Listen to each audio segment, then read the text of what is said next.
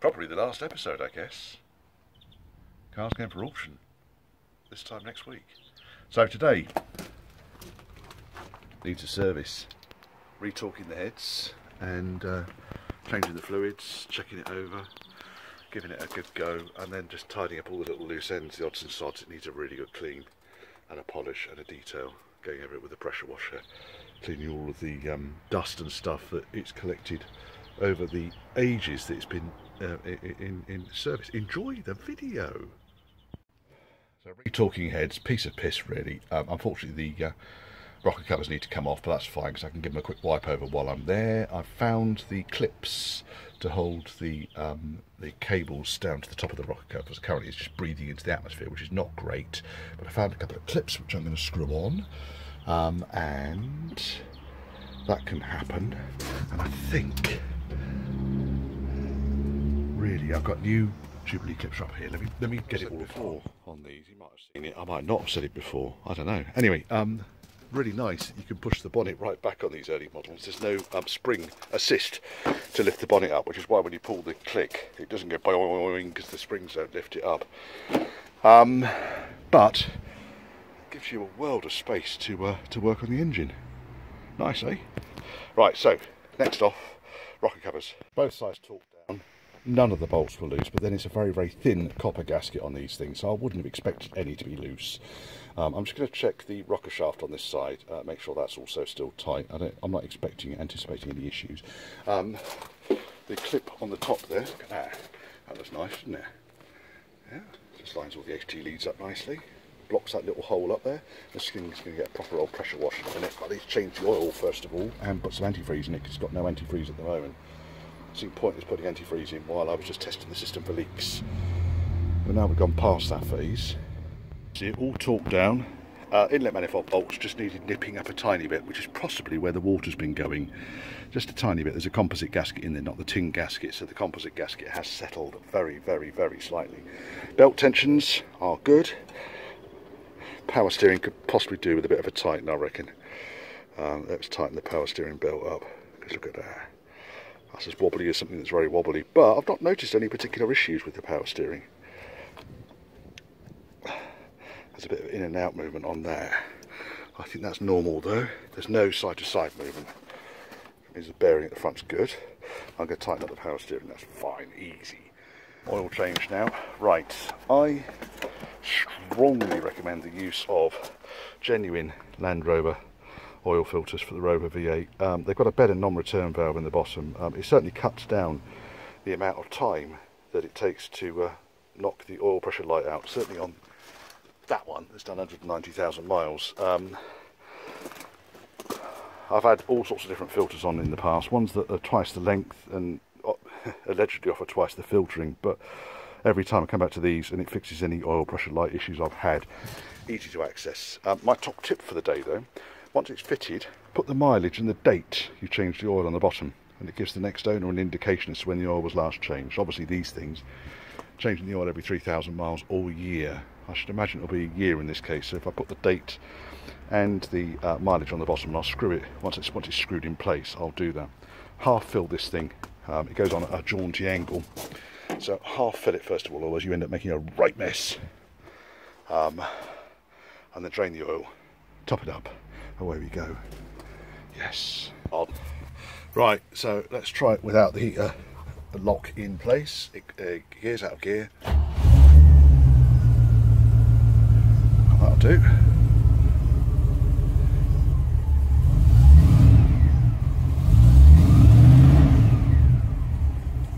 There's no choke at the moment, and let's pull the choke out a tiny bit. Oil pressure's gone up a little bit. 30 to 40. I mean, anything over 25 at idle's good on a Rover V8. When I'm running, it's just under the 50 mark, which is kind of where it is now. The oil's not warmed up yet. You can see the oil temperature is off the scale. Bometer says normal. Clock says got midday. There you go. Certainly running sweetly enough. The only place ready to light leak oil is out of the sump plug, or bottom of the oil filter, which I'm not going to go to just yet because there's a fan just right above it. But that piece of dark oil is dripping down the edge, it's fairly normal.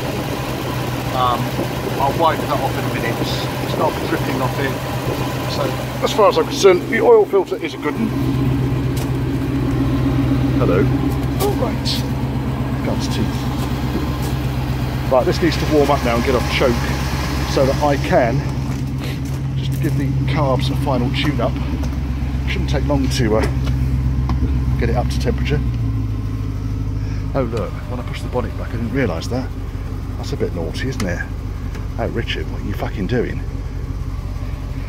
Yeah, there's one to remember. Good job it's got a springy base on it. Yeah, so I was saying before, when the thing wasn't fucking recording, I'd lobbed 20 quid's worth of fuel in it yesterday, and I've still got some of that 20 quid's worth of fuel left in there because the gauge was a needle's width off the bottom, but the fuel low fuel warning light, which seems to be good, wasn't operating yet.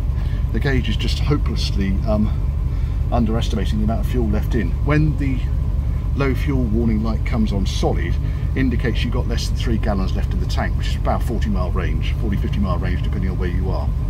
And when it starts flickering, you could have anything up to about 5 gallons left in the tank. And it was just about flickering before I lobbed 20 quid's worth of fuel in at £1.30 a litre. So there you go, we work in litres here for some reason. We measure miles to the gallon, we fill our cars with litres. But I went out for a good long drive, had a lot of fun, way more than 20 quid's worth of fun, and the number of people that sort of like, you know, stopped and chatted and wanted to know about the car, and you know, and they were excited about it. What a beautiful car, blah de blah de blah. And Phil, who's my mate who does the photographs and things, was you know, got some beautiful shots. He's looking to set up a business, I think, in capturing people's cars in kind of a portfolio sort of effect. While we're in here, I reckon there's a very slight misbalance between the carbs. Right, let's get on with tuning the carbs now. So if you remember, I changed the diaphragm on this one. Not changed the diaphragm, I changed the O-ring on the bottom of the needle and then adjusted the needle to where I thought it should be. So, just going to go around now again, and let's just do a little test. Screwdriver clean, no grits, debris, dust or anything on the end of it. Just lifting the dashboard up just a tiny bit. And it's probably running just a tiny bit rich, that one.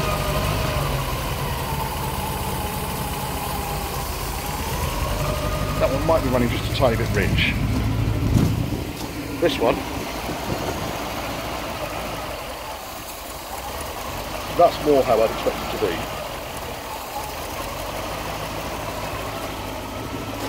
Very manual tuning this. There's no reason why you can't manually tune these things.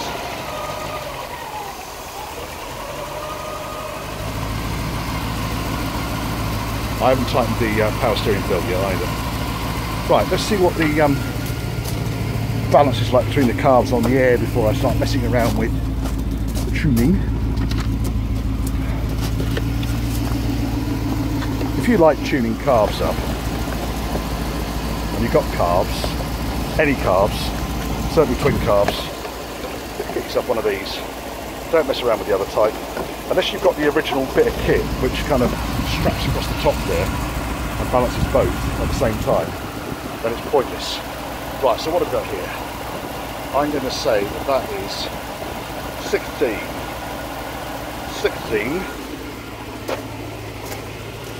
Certainly running swing enough. And that one is just over 16, so it's pretty much, it's pretty bloody close. I'm going to turn this carb balance down. Throttle brain's not fucking working today. I'm going to turn this carb mixture just down a quarter of a turn, and I reckon that'll bring it down. The idle speed's bang on, I reckon. So basically all you do is inside the dashboard, inside the throat, you can see the piston. Can you see the piston? You can. There's the piston. And all I do is I lift the piston up for idle, and I'd expect the car to start to bob down, which it is, and then let go of it, and the rev should go back up again. It's probably about right. certainly behaved himself that time.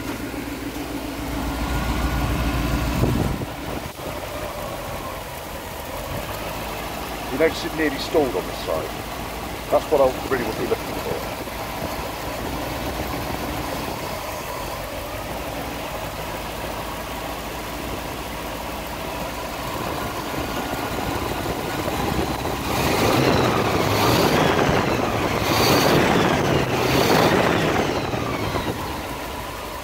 I'm not sure I'm going to fiddle with it actually. I think that's running beautifully. One thing I do need to do, I noticed when the air filter came off, is tighten that nut up there. Just get a spanner on that. Oh, I'm on it already. Spanner jokes. Right, someone posted a question on the last video about the age of these carbs. So these are 4104Rs. There's the tag, 4104R. I shall check the age on those, but from my knowledge, I think 70s Strombergs, CD175s, did not have adjusters underneath them. I think that was a 1960s feature, but I could well be completely and utterly wrong.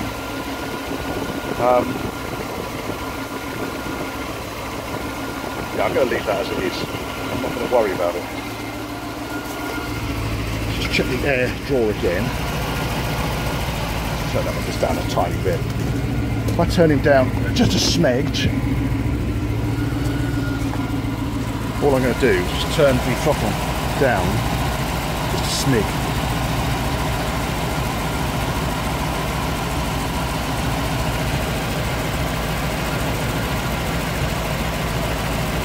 Just take that out, it's revving.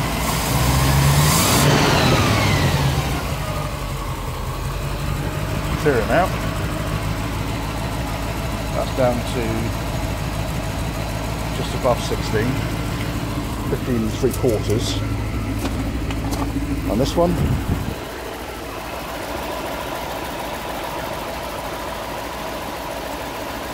it's probably about the same. Just turn this up a tiny bit.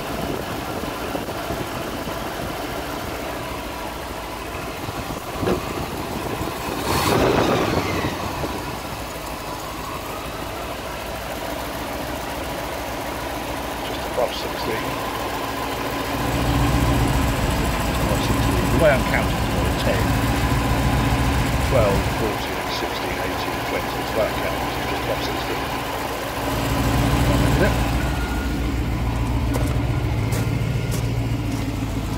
This one.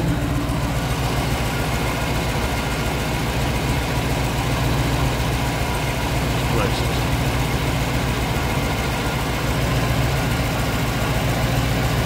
I'm going to adjust the mixture on this. That's better. Just leaned it off through the top there. Quarter of a turn. Nearly stalls. Recovers.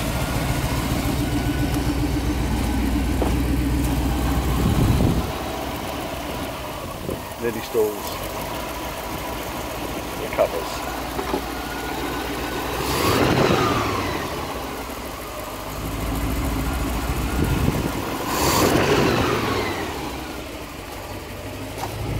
Still dips slightly up on these carburetors, so what have we got now? Bang on 16. Bang on 16 kilogram hours. It's a synchrometer, this is called. Synchrometer.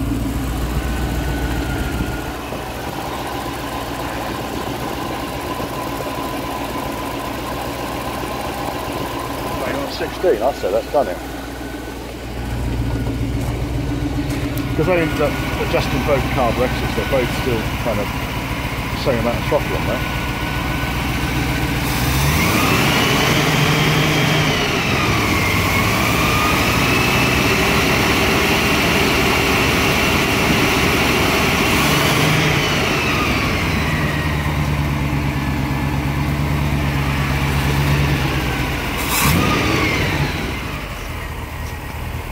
Looks quite nice, doesn't it? I think so. Right.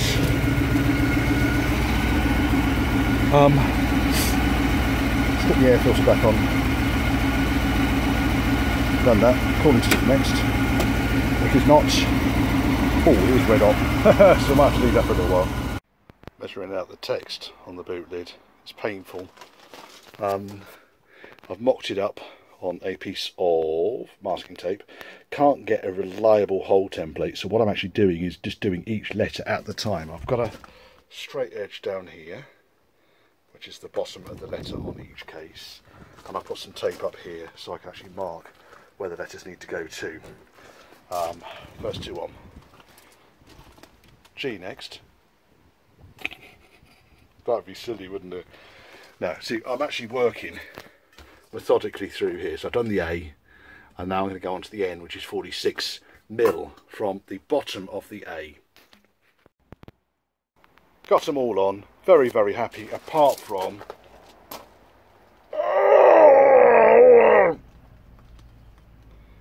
drill bit broke as I was drilling the hole.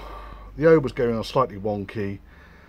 I tried to drill the hole sideways. The fucking drill bit snapped because I was being stupid because I was stressed out with my idiot son.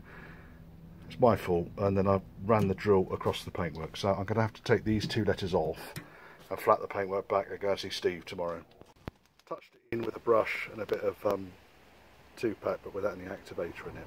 I'll wait for that to go off and then flat it back tomorrow and see what it looks like. I've keyed the area, which is why it's a bit back there with a 600. I'll have to go over the whole area then with a 1500, 2000, blah blah blah.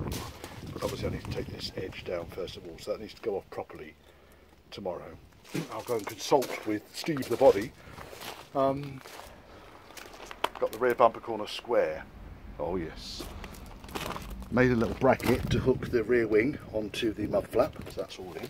Whole thing's been polished end to end, so you can see good reflections today. A pair of boots down there, my hairy legs. It's come out really nicely. I've got some wax, I'm going to put it later on, but it needs to cool the fuck down first of all. Little list of jobs to do. Most of them are being ticked off, as you can see here. Now I've got to work out if I turn the car around or I work in the sunshine. How much more sunshine have I got? Probably about another half an hour or so, but working this side in the direct sunshine is not going to be fun, but we'll give it a go. What's the worst that's going to happen? Corner bumper needs doing.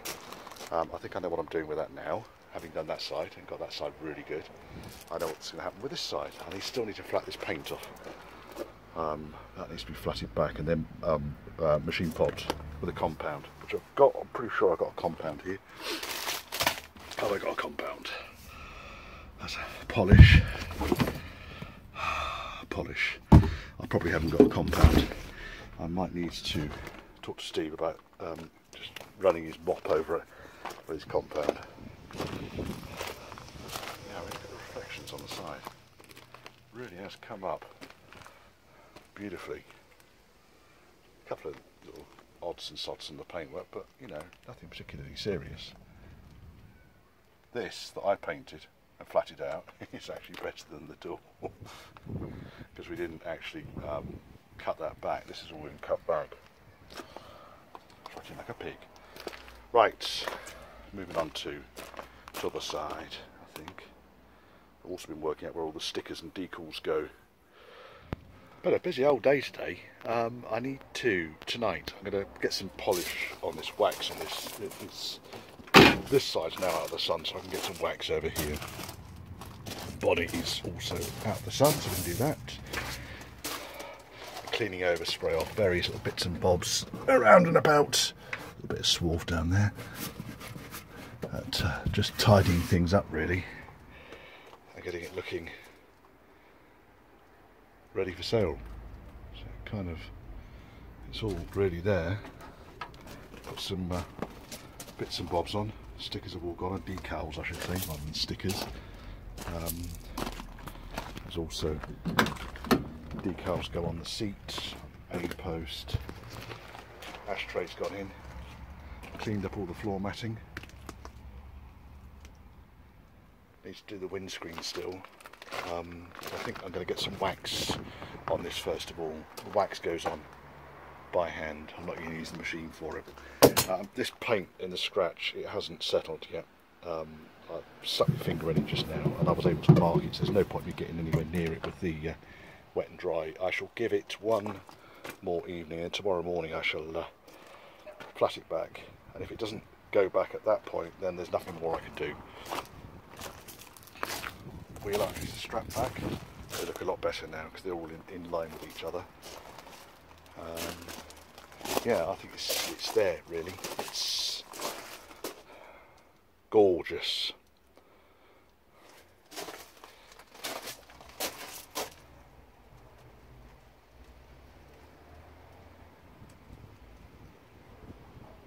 Getting excited about the next one now.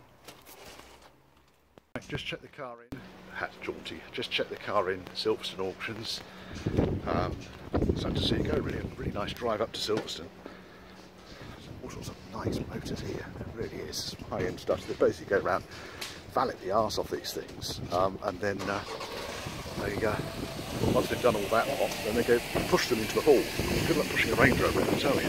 Right, looks like they've turned up to valet it as well.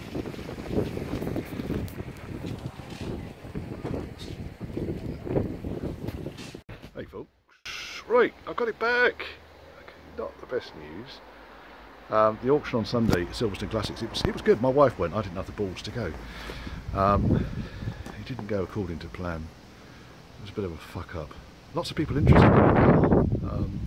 There were 3 people up until Sunday morning that were interested in the car, but when it actually came to go over the block, so to speak, metaphorically, well, it didn't actually move, but when it was being auctioned, everyone dropped out apart from one trader who was on the phone and wasn't prepared to go over £30,000, which, even in the words of the auction house, was stealing it.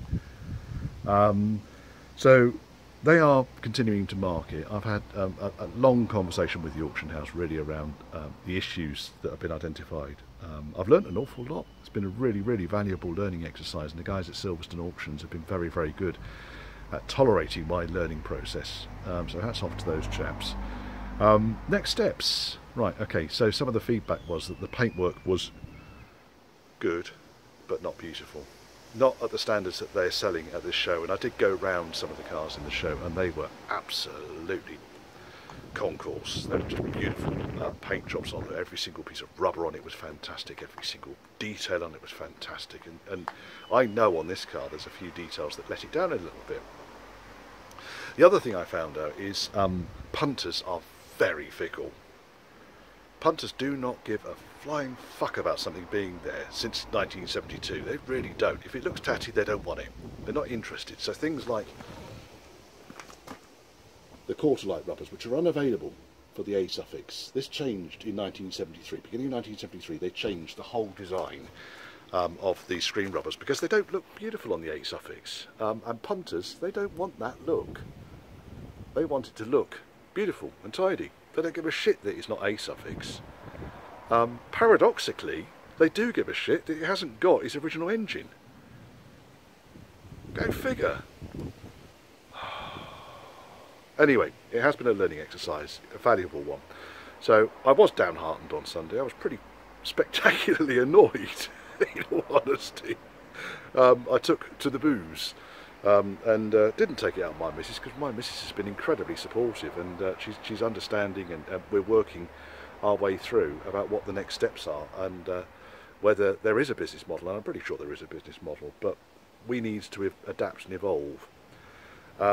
It doesn't help that Jaguar Land Rover are really pulling out big time and selling their stocks wholesale onto the bloody auction market. Their stocks of a-suffix Range Rovers just seem to be appearing left, right and centre in very tatty state. I'm assuming it's Jaguar Land Rover because I can't imagine where else dozens of a-suffix wrecks are turning up from.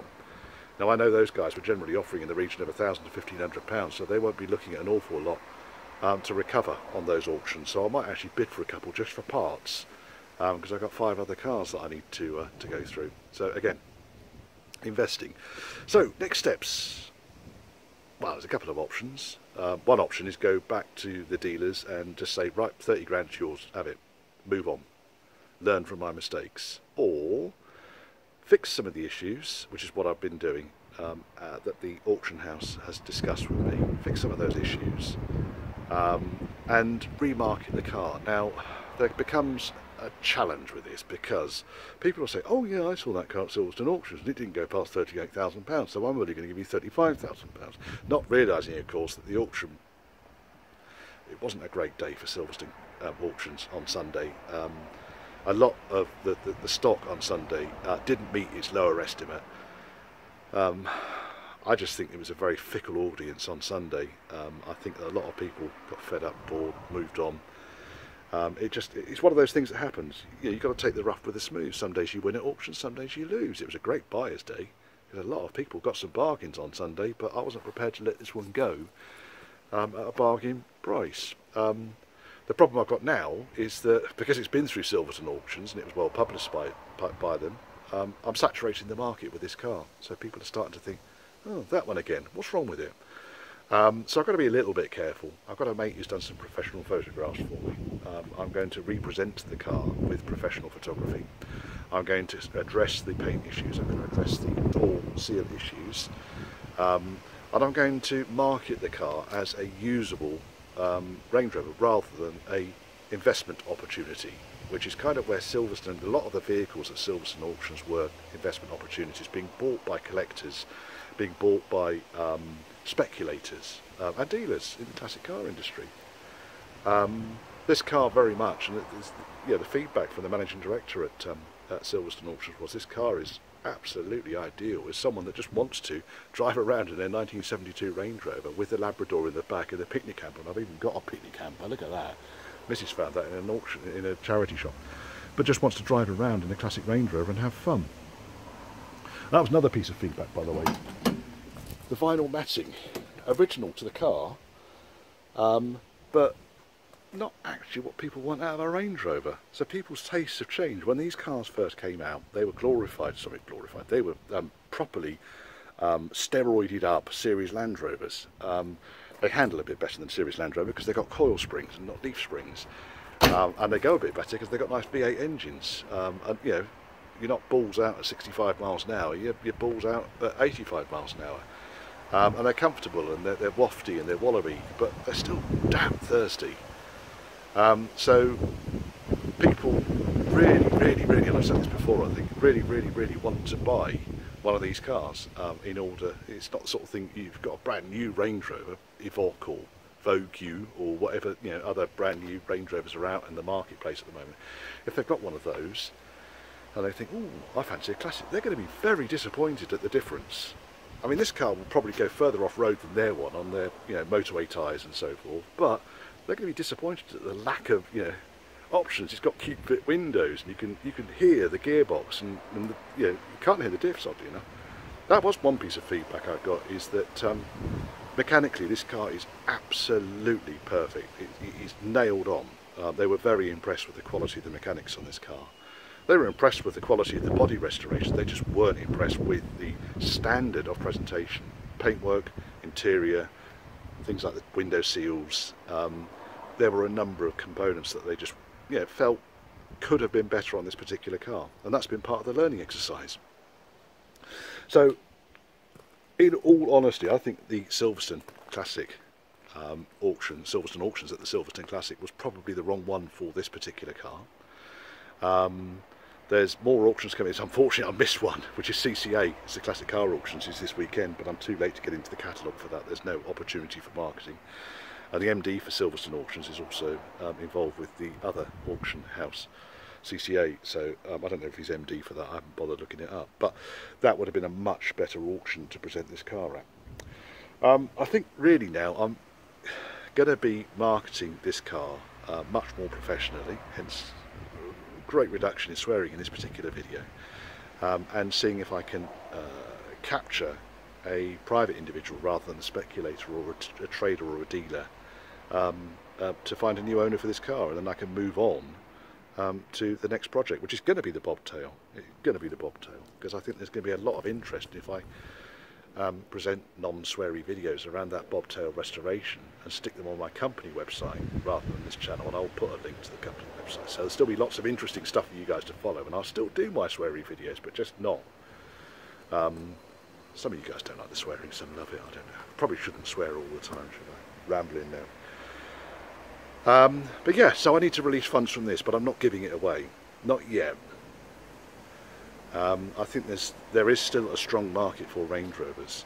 I don't think the market is saturated. I think that there are more potential prospective customers than there are high quality nut bolt restorations out there. So people like Kingsley Cars, people like 2010 Engineering, who recently suffered a devastating disaster, a massive fire at their workshops. So you know, best wishes to those guys. I hope they've recovered from that. They have said they've set up just down the road in another unit, but those guys are still selling cars, and they're selling them for way more than this one's going for. So there is a market. So here we go. There's the wing. It's been pushed out, and in here you can see the piece that I need to take back, which is pretty much, you can't see because my fucking hand's in the way. That point there needs to be taken right back. That's the piece that's touching the outer wing, and it's just been vibrating against it, which has caused not the split on the other side, but it's caused the paint to bulge out. So I'm going to Dremel that piece back and then refit this wing. I've got a few bits that are going to need doing on this. I have blocked it back, largely blocked it back. There's still bits that need to be blocking back on it, but once I've got the wing in the right place, then I'll be able to go a bit firmer at it and block it. Got this door to line up a shitload better. Let's move the polisher out of the way. So door lines up now with the wing a load better. Put this on the floor for a minute. I've worn out my cutting pad. So the issue was, this was a mile proud of that, and it's now, what, a millimetre or two. I've sorted out the bottom bit down there, but now there's a kind of dent in the panel which probably just needs tapping back. This whole deck I'm not happy with. Might have to come off. Tiny bits of flatting back on the bonnet, not huge amounts, but that's been quite good for a morning's work to get that paint cut back right the way along here. Pleased enough with it. Front wing I haven't polished back yet because I don't know what's going to be required of this thing. Yeah, in fact I could use some of the cutting compound just to, because you can see there, look at the bucket. It's just brighter in the door. You probably can't see it on the phone because the phone will have a polarising filter or something stupid. Oh, the other thing I found, the rear caliper on this side is leaking. Tried to seal it, not having anything of it. Put a new seal in it, took it apart, not having anything of it. I've gone for the only remaining option, which is a pair of new calipers. I'm just going to put them on it. I'm not fucking around when it comes to brakes. I've got a caliper that's leaking, and it's leaking past the piston seal. I cannot see why it's leaking. It's coming off. So that's a job for tomorrow when the brake unions arrive, because they're metric, and I thought I had metric fittings, and I've used them all on that brake rebuild, which was a particularly sweary review. Right, let me get on with the other side now. To the side. The door still opens and closes nicely anyway.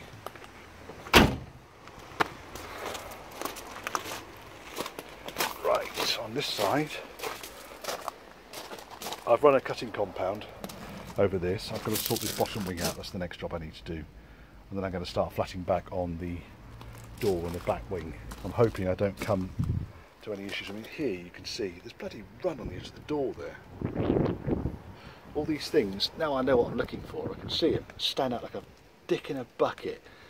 Steve! I've gone through the paint and I knew about that one. That was me.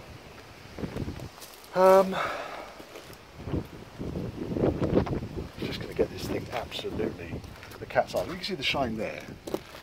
It's a nice enough shine, but as you go up and down it, it's wibbly wibbly wobbly wobbly wibbly wobbly wobbly wibbly wobbly wibbly wibbly wobbly. It's because the paint's got orange peel on it, so it's got a reasonable reflection. It's got good reflection. Modern car standards, outstanding. The dog's bollocks standards, some way short, and that's the feedback I got. Seems harsh, I know. But anyway, nothing a morning of cutting back and polishing doesn't sort out. Got a reflection of that mirror down there. Yeah. So I'm happy enough with the bonnet. Yes. Those nuts and things out of the way. There's the corner. That's that sharp little edge there. See him? bastard. So I'm going to take that right off. And then leave this off because I want Steve to sort this crease out that goes from there down to there, which has been caused because of that high spot, which I've just managed to just push back in again. I don't think it's crease, I don't think it's split, I should say. And there's a mark on the inside, but it's not split, which is good news. Very, very, very, very, very soft panels. In fact, I've pretty much pulled it out already, but there's just a slight crease there and a big fucking run there. Should have looked at this thing really closely, but I was busy doing other stuff. It was rushed to the line. Right, Mr. Dremel. Right, that's done it. I've been more or less able to just actually massage this out. I'll have a chat with Steve. There's a high spot there. I just want tapping back. I haven't got any of my panel beating tools with me.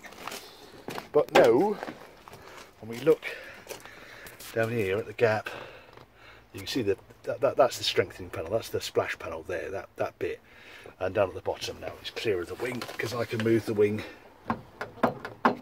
3 or 4 mil, that much movement I've got back. So I think that's going to be okay. Oh, you're out of focus there. That's going to be okay. That moves forward to the next stage. All of this crap's going to have to come off. I'm going to block this all back. Again, another area less than beautiful. Always been my favourite door, that one. Right, let me get on now. I am going to block this door back. There's a little bit on that wing down there. This edge of this wing hasn't been blocked back enough yet. If you look at the reflection of the Dremel down there on the floor, as I move backwards and forwards, you can see just on this edge here, it gets very ripply. It's very out of focus. Here, less so. Here, very so. Again, we're being ultra fussy, aren't we? Oh, it's the cat. Silly arse. It's always nice when that happens. You can hear it, but you can't see it. Another busy day. Just been checking the front calipers because one of the back calipers was leaking, so checked both fronts, both fine, both working beautifully, all 4 pots on each. So there's only one caliper at the back leaking. Disappointingly, having ordered from Demon Tweaks or wherever it was a whole load of metric brake unions midday yesterday, first class delivery, they didn't fucking arrive. God, I love it, haven't you? So I got to go and find some locally, but I should be able to do that and get on with the rear calipers. I'll finish on the front end now. The only other thing I've noticed, that has done 500 miles. Look at the fucking state of it. I've got to take it apart and find out if the ball joint's fucked. That is really irritating, that is. Another part made of cheese. Whole rubber has completely fallen apart. No. What the fuck is that all about? Too much swearing.